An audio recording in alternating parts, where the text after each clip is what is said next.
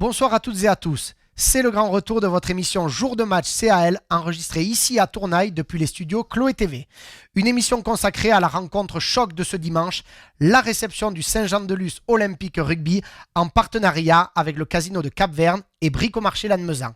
Un programme riche et varié au menu de cette émission, avec en tout premier intervenant Frédéric Claessens, coprésident de l'école de rugby du Piémont-Pyrénéen, qui vous parlera de la formation bigourdane et de cette belle école de rugby. Martine Barbera, directrice du Casino de Cap-Verne et partenaire de ce match, nous confiera ses liens avec le club local. Enfin, Christophe Schneider, coprésident du CAL, fera un bilan aux 2 tiers de cette saison. Démarrons cette émission sans perdre une seconde à la rencontre de Frédéric Claessens pour parler jeunesse et formation du CAL. J'ai le plaisir d'accueillir ici dans les studios de Chloé TV Frédéric Claessens qui a rejoint cette année la coprésidence de l'école de rugby du Piémont-Pyrénéen aux côtés de Laurent Dufaux. Bonjour Frédéric. Bonjour Romain. Alors première question, toute simple comme à mon habitude, depuis quand faites-vous partie du club du CAL ? Donc Romain, je fais partie du club du CAL depuis 2 ans. Donc j'ai découvert le club auprès de mes interventions auprès des jeunes puisque je suis éducateur depuis 10 ans. Et donc Laurent est venu me chercher après une année sabbatique, on va dire, et il est venu me chercher pour m'intégrer dans le club du CAL. Alors justement, Laurent Dufaux, nous l'avions accueilli ici sur ce plateau. Il avait commencé à nous parler de l'école de rugby du Piémont-Pyrénéen. Vous, est-ce que vous pouvez nous raconter votre intégration et nous redire un petit mot sur ce joli projet commun ? Oui, donc Laurent est venu me voir l'année dernière, donc pour que je sois à la coprésidence avec lui. Donc cette année, pour cette saison 2021-2022, donc j'ai accepté avec plaisir, bien sûr. Et donc le projet, il est simple, donc c'est de redynamiser l'école de rugby, de fidéliser nos jeunes, de fidéliser nos éducateurs. Donc on a tout le soutien donc, des présidents du CAL, je les remercie beaucoup. Après, donc la formation est très importante au sein du CAL, de l'école de rugby, parce qu'en fait, à la sortie, pour moi, je pense que les enfants d'aujourd'hui seront ceux qui feront le bonheur du CAL dans les années futures. Ça c'est sûr, c'est une des priorités de nombreux clubs. Et vous, on l'a senti, on a discuté un peu en off, la formation, une de vos priorités. Justement, vous êtes persuadé que l'investissement de dirigeants, d'éducateurs et d'une politique de club auprès de la formation, on m'a dit aussi que vous alliez chercher de nombreux jeunes dans les écoles, sur place. Racontez-nous. Oui, donc effectivement, comme je disais tout à l'heure, donc la formation est importante. Et donc je vais dans les écoles. Donc, les écoles pour initier un peu les enfants qui ne connaissent pas le rugby. Et donc, s'ils veulent poursuivre l'aventure, donc ils viennent donc à l'école de rugby. Donc, c'est important aussi pour l'image du club, à travers la ville, à travers le département, donc de faire ces interventions à l'école. Ça nous fait augmenter, comme on le disait tout à l'heure, donc notre effectif. En effectif, nous sommes passés de 140 enfants à 200 enfants. Donc, c'est très important en chiffres. Et après, donc, nous avons aussi, donc, par rapport à l'image, nous avons 2 intervenants qui viennent avec moi. Donc j'ai déjà donc le CTC du C65 Rémi Doucet, et j'ai aussi 2 joueurs du CAL qui viennent avec moi, donc qui sont Dorian Lucie et Gérard Robanel, qu'on voit souvent donc, en première, et donc qui viennent m'accompagner dans les écoles. C'est génial pour des gamins, même si à la base, certains gamins, certains enfants ne connaissent pas forcément le rugby forcément, l'entourage familial ne pratique pas, justement de voir des joueurs de l'équipe première, des seniors. Qu'est-ce que vous et les joueurs pouvez dire en quelques mots, sans faire le speech qui doit être complet, mais qu'est-ce qu'on dit à des enfants pour leur présenter le rugby et le club du CAL ? Donc, qu'est-ce qu'on leur dit aux enfants ? Donc déjà, on les initie donc, du rugby, donc c'est du rugby sans contact, donc où en fait, donc, déjà, on leur montre que le rugby ne fait pas mal, puisque bon, on voit à la télé donc des chocs, tout ça, mais eux donc appréhendent toujours le rugby, et donc on leur dit venez voir donc le CAL, venez voir donc ces gens qui viennent vous proposer du rugby, et vous verrez que le rugby est un sport où on s'épanouit. Est-ce que vous leur parlez, ma question elle est orientée, est-ce que vous parlez de cet esprit de convivialité, de solidarité, de fraternité, voilà, de cohésion, venez à cet âge-là, c'est venez avec vos copains, on va s'amuser et s'éclater. Voilà, oui, en fait, on leur dit le rugby, c'est du plaisir. Oui. Voilà, on joue au rugby avec plaisir et on prend du plaisir à jouer au rugby. Alors aussi, vous organisez des sortes, c'est pas des sortes, des portes ouvertes pour promouvoir le rugby féminin. Et cette semaine, vous avez organisé un petit événement. Racontez-nous. Oui, donc cet après-midi, donc après mon intervention auprès de vous, je vais donc faire une intervention porte ouverte féminine pour montrer aussi que le rugby est mixte, que les filles peuvent aussi s'épanouir dans notre sport, en fait. Et donc on le fait, pourquoi? Parce que nous avons ouvert une section filles depuis début septembre, donc l'âge c'est de 10 ans jusqu'à 15 ans, et donc elles viennent s'épanouir entre filles, elles viennent jouer au rugby entre filles, et après elles peuvent continuer l'aventure avec les cadettes du CAL. Mais écoutez, on voit qu'il y a de nombreux projets, que ce soit dès les plus petits, dès les plus jeunes à l'école de rugby du Sahel, la section féminine que vous essayez de développer. Eh bien, écoutez, on vous souhaite bonne continuation dans ces beaux projets et on ne manquera pas de revenir vers vous à l'approche des beaux jours et de l'été pour prendre des nouvelles et vous nous raconterez un peu les résultats de vos petits et de vos féminines. En tout cas, merci beaucoup Frédéric d'être venu. Merci Romain. À bientôt. À bientôt. Après avoir parlé de la formation et de l'école de rugby du Piémont pyrénéen, intéressons-nous aux jeunes du CAL, les espoirs du CAL qui sont, on ne va pas se le cacher, un peu dans le dur en cette période et ils auront besoin de vous pour la réception de Saint-Jean-de-Luz dès 13h30 au stade François Sarrat. Ils sont dans le dur avec 5 défaites de rang sur leurs 5 derniers matchs, des défaites à Auch sur le score de 28-18, une courte défaite du côté de Florence 30-27, une défaite à Anglette sur le score de 34-6 et des défaites à la maison contre Moléon et à Bagnères dans le derby 16-10. De leur côté, en face, ils auront une rude affaire avec Saint-Jean-de-Luz qui, de leur côté, reste sur 3 succès. Saint-Jean-de-Luz en espoir s'est imposé face à Moléon 27-20. Ils ont été s'imposer à Lombès-Samatan sur le score de 31-7. Et enfin, ils ont battu Oloron sur le score de 43-25. Au niveau du classement, l'équipe de Saint-Jean-de-Luz pointe à la 4e place avec 43 points. De notre côté, nos joueurs bigourdans pointent à la 11e place avec 26 points. Rappelons tout de même que, comme l'équipe première, le CAL dispose de 2 matchs en retard. Un match à Lombès-Samatan et la réception du FC Oloron. A noter le programme des jeunes, la rencontre de nos juniors nationaux qui jouent demain, samedi 26 février, à 16h à Castelnau contre le FC Lourdes 15 Hautes-Pyrénées. C'est aussi l'occasion d'aller supporter nos jeunes joueurs, le futur de notre équipe première. Partons à présent à la rencontre de Madame Martine Barbera, directrice du Casino de Cap-Vert, qui est l'un des partenaires de cette rencontre CAL Saint-Jean-de-Luz, aux côtés de Bricomarché Lannemezan. A de suite. À l'occasion de cette 18e journée de Fédéral 1, Bricomarché Lannemezan et le Casino de Cap-Vert sont les 2 partenaires de cette émission et de ce match capital. Absent lors de cet enregistrement, l'ensemble du club tient à saluer Alison et Thierry Gers, responsables et fidèles sponsors du club, avec leur magasin Bricomarché de Lannemezan. On les embrasse. En studio aujourd'hui avec nous, je suis heureux d'accueillir Madame Martine Barbera, directrice du Casino de Cap-Vert. Bonjour Martine. Bonjour. Alors, première question, elle est traditionnelle. Depuis quand supportez-vous le club de Lannemezan et quels sont vos liens avec le club local ? Alors, nous, on est nouveaux propriétaires du casino, donc ça fait 2 ans qu'on a pris un partenariat, mais il y en a eu d'autres auparavant, parce que le casino, historiquement, était déjà partenaire avec le CAL. Et justement, pourquoi soutenir le club local est important en tant que partenaire? Alors déjà, en tant que casino, on a ces missions-là de soutenir les associations, qu'elles soient sportives ou culturelles, du secteur dans lequel l'établissement est installé.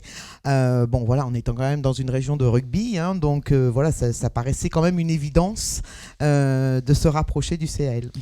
Alors, vous êtes partenaire de cette rencontre face à Saint-Jean-de-Luz avec Bricomarché Lannemezan. Ce match de Saint-Jean-de-Luz, vous l'avez coché spécialement parce que vous connaissez un peu la région.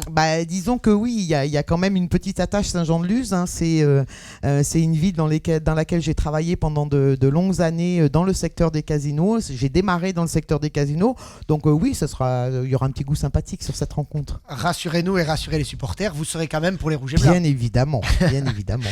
Alors même si tout le monde le connaît, le casino de Cap-Vert, de près ou de loin, Est-ce que vous pouvez présenter à nos téléspectateurs un peu votre entreprise et l'ensemble, la multitude d'activités que vous pouvez proposer? Alors, le casino, effectivement, c'est plusieurs activités. C'est un établissement qui regroupe effectivement l'activité jeu, la partie casino, ouvert 365 jours par an quand on n'est pas embêté par les événements sanitaires qu'on a eu ces derniers temps. Mais c'est aussi un restaurant, c'est un hôtel, c'est des salles de séminaire. Donc, c'est un vrai lieu de vie, un lieu de loisirs où on peut combiner différentes activités. On peut passer un week-end au casino, profiter de l'hôtel, de la piscine l'été, du restaurant qui a plutôt une bonne réputation et pour lequel justement on vient de mettre en place une nouvelle carte. Et puis la partie jeu, forcément, casino. Bien sûr. Et justement, pour cette année 2022, avez-vous quelques projets et animations de prévues? Alors oui, parce que les casinos, on a aussi cette mission-là d'animer la station en général et l'établissement. Malheureusement, ces derniers temps, comme on le sait tous, on a été un petit peu restreint sur ce point-là en raison des restrictions sanitaires qui sont quand même assez protocolaires et strictes dans les établissements comme les nôtres qui recevons du public. Mais bon, voilà, on a quand même réussi à maintenir un petit niveau d'animation. Et puis là, on a quand même des grands projets à partir du mois d'avril notamment.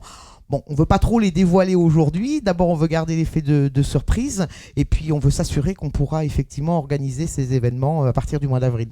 Mais on est prêt. Eh bien, écoutez, on suivra tout ça et on n'hésitera pas à relayer toutes ces informations sur nos réseaux sociaux. Dernière petite question. J'ai ouï dire que vous étiez spécialiste dans les coups d'envoi, que vous aviez déjà fait les parquets de basket, la glace du hockey. Alors, oui. Ben alors, juste les lancer, parce que ça s'arrête là. Après, là, je retourne vite sur le banc. Ça va être avec le pied. Avec le pied, oui. Mais bon, voilà, on va voir. Il va falloir trouver des chaussures adaptées en espérant que la météo sera favorable et qu'on ne s'embourbe pas. Et puis sinon, j'ai un joker, je viendrai accompagner, je lancerai quelqu'un en pâture. Eh bien, très bien. En tout cas, merci de votre gentillesse, merci de votre soutien auprès du club du CAL. On vous souhaite plein de bonnes choses, que toutes vos activités se libèrent et qu'on puisse profiter ensemble de bons moments. Merci beaucoup, Martine. Merci. Après avoir parlé des jeux du casino et avant de parler du jeu que vous attendez tous ce dimanche à François Sarrat, vous supporters, parlons du repas d'avant-match. Comme à notre habitude, le club du CAL organise un repas d'avant-match spécial huître ce dimanche pour les supporters de Lannemezan, mais aussi et bien sûr de Saint-Jean-de-Luz. Partageons ensemble un bon moment de convivialité autour de plusieurs tables, de manches debout. Le rendez-vous est donc fixé à partir de 11h45. Le tarif de ce menu est de 15 € pour les abonnés et de 27 € comprenant l'entrée au match plus le repas des supporters. Attention, il faut obligatoirement réserver avant demain matin. Donc dès maintenant, dès ce soir, réservez vos places via les réseaux sociaux du club du CAL ou par mail à l'adresse calannemezan.rugby@gmail.com. Le CAL, sans transition, remet en place bien sûr une bourriche exceptionnelle. Consultez à mes côtés les beaux lots à gagner mis en jeu par nos partenaires. Le ticket est au prix de 2 € et vous pouvez les retrouver en vente au bar PMU, au Café Clarence ou à la boutique du CAL. Dimanche, bien sûr, à l'entrée du stade, tout comme la boutique, vous pourrez les retrouver à l'entrée. Enfin, à la suite du match, et on espère que la fête sera belle, le club propose aux supporters une réception d'après-match. Vous les connaissez. Ce dimanche, ça sera garbure à 5 € et tout ce qui s'ensuit de festif et musical sous le chapiteau du stade. Accueillons maintenant, sans plus tarder, un des coprésidents du CAL, Christophe Schneider, pour un point bilan aux 2/3 de cette saison passionnante. En tout début de saison, j'ai eu la chance d'interviewer Christophe Schneider et Lionel Béguet, les coprésidents du CAL. Christophe Schneider est avec nous, ici dans les studios de Chloé TV, pour faire un point bilan aux 2/3 de cette saison passionnante. Bonjour Christophe. Bonjour Romain. Alors Christophe, avant de parler du sportif et en tant que président, pouvez-vous nous faire un petit point à commencer sur le budget du club et sur la dynamique mécénat et sponsoring? Écoute, sur le budget du club, c'est simple, on avait monté un budget, donc, comme on a dit depuis le début de la saison, très prudent par rapport à post-Covid. Aujourd'hui, au niveau mécénat et sponsoring, on est assez content, ça se passe plutôt bien. On a réussi à fidéliser nos anciens sponsors, que l'ancienne présidence avait mis en cours. Donc on a fidélisé tout le monde et on est assez content. Alors peut-être que c'est l'effet aussi jour de match et Chloé Production, mais on a quand même récupéré une dizaine de nouveaux sponsors qui sont venus nous rejoindre pour nous aider. Et voilà, donc on essaie de notre côté de leur rendre comme on peut leur investissement. Mais bon, on est assez content quand même du mécénat et du sponsoring pour l'année 2021-2022. Du coup, les nouvelles sont bonnes de ce côté-là. Reparlons rugby.